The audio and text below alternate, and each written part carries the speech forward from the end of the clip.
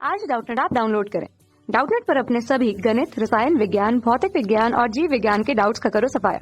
बस प्रश्न की फोटो खींचो, एक ही प्रश्न को क्रॉप करो और तुरंत वीडियो सोल्यूशन पाओ। अभी डाउनलोड करें। हेलो दोस्तों, आपका प्रश्न है डेल्टा ई हमेशा धनात्मक होता है जब पहले विकल्प में दिया है दोस्तों यहाँ पे हमें तंत्र पर कार्य करने पर ऊष्मा अवशोषित होती है। दूसरे विकल्प में दिया है तंत्र द्वारा कार्य करने पर ऊष्मा उत्सर्जित होती है। तीसरे विकल्प में दिया है तंत्र पर कार्य नहीं करने पर ऊष्मा उत्सर्जित होती है।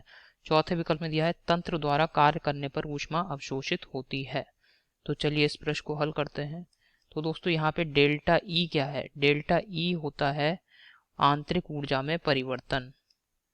आंतरिक तंत्र की आंतरिक ऊर्जा में परिवर्तन, ठीक है। और डेल्टा ई को दोस्तों किस प्रकार से व्यक्त करते हैं? कुछ इस प्रकार से व्यक्त करते हैं, डेल्टा ई बराबर E2 माइनस E1। समझ में आया? E2 क्या है? अंतिम आंतरिक ऊर्जा, E1 क्या है?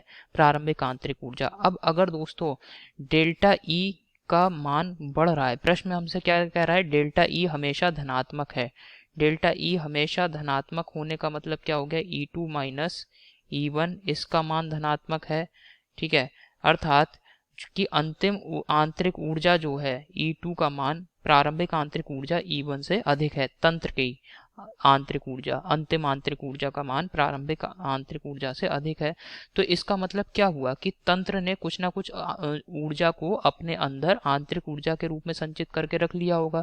जैसे कि उदाहरण के लिए E1, ये हमारा कोई तंत्र है, इसकी आंतरिक ऊर्जा E1 का मान कितना है? 5 किलो जूल, ठीक है।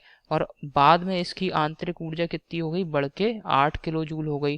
तो यानी इसने कितनी ऊर्जा और इसकी बढ़ गई? 3 किलो जूल ऊर्जा बढ़ गई। तो 3 किलो जूल ऊर्जा इसने अपने पास इकट्ठी करके रख ली है, ठीक है। अपने पास इकट्ठी करके रखी है इसने 3 किलो जूल ऊर्जा। समझ में आया? तो यानी अगर दोस्तों पहले विकल्प में जो हमें दे रखा है तंत्र पर कार्य करने पर ऊष्मा अवशोषित होती है, तो जब आप तंत्र पर कार्य करेंगे तो जो भी कार्य करेंगे वो तंत्र में क्या होगा? आंतरिक ऊर्जा के रूप में संचित हो जाएगा, जिससे क्या होगा? आंतरिक ऊर्जा जो है तंत्र की बढ़ जाएगी। अंतिम आंतरिक ऊर्जा प्रारंभिक आंतरिक ऊर्जा से अधिक हो जाएगी, जिसकी वजह से ये जो डेल्टा ई में परिवर्तन है ये सदैव क्या रहेगा? धनात्मक रहेगा। तो यानी पहला विकल्प बिल्कुल सही होगा। तो इसे मैं यहाँ लिख दे रहा हूँ, डेल्टा ई हमेशा धनात्मक होता है जब तंत्र पर कार्य करने पर ऊष्मा क्या होती है दोस्तों? अवशोषित होती है। समझ में आया? तो जब भी तंत्र पर कार्य किया जाएगा तब दोस्तों डेल्टा ई हमेशा क्या रहेगा? धनात्मक होगा, क्योंकि इस समय जो भी कार्य करेंगे आप वही क्या होगा? आंतरिक ऊर्जा के रूप में संचित हो जाएगा। तो यहाँ पे जो वृद्धि हो रही है 3 किलो जूल की, वो क्या है दोस्तों? जो भी कार्य करा है वो आंतरिक ऊर्जा के रूप में बदल के 3 किलो जूल कार्य यहाँ पे संचित हो गया। समझ में आया? तो इस वजह से डेल्टा ई हमेशा धनात्मक होगा। ये हमारे प्रश्न का उत्तर है, यानी पहला विकल्प बिल्कुल सही हो गया। अब यहाँ पे दूसरे विकल्प को दे रखा है यहाँ पे कि तंत्र द्वारा कार्य करने पर ऊष्मा उत्सर्जित होगी। अब इसकी जगह पे दोस्तों अगर यहाँ पे कार्य तंत्र करता है, तंत्र द्वारा कार्य किया जाता है, तो अब यहाँ पे क्या होगा कि प्रारंभिक आंतरिक ऊर्जा तो अधिक होगी और अंतिम आंतरिक ऊर्जा कम हो जाएगी। क्यों कम होगी? क्योंकि तंत्र ने कार्य किया है, तंत्र द्वारा कार्य किया गया, यानी कार्य करने में कुछ ना कुछ तो ऊर्जा खर्च होती है, ठीक है। कुछ ना कुछ ऊर्जा खर्च हुई होगी तंत्र की, तो निकाय की कुछ ना कुछ आंतरिक ऊर्जा जो है वो कार्य करने में खर्च हुई है। इसकी वजह से अंतिम आंतरिक ऊर्जा E2 का मान E1 से कम हो जाएगा। और अगर E2 का मान E1 से कम हुआ तो डेल्टा ई दोस्तों कैसा रहेगा? ऋणात्मक रहेगा, क्योंकि डेल्टा ई क्या है? E2 minus E1। अब 5 में से 8 घटाएंगे आप तो माइनस ही आएगा। तो इस प्रकार से डेल्टा ई ऋणात्मक रहेगा। तो दूसरी गलत हो गया। तीसरे विकल्प में कह रहा है तंत्र पर कार्य नहीं करने पर ऊष्मा उत्सर्जित होती है।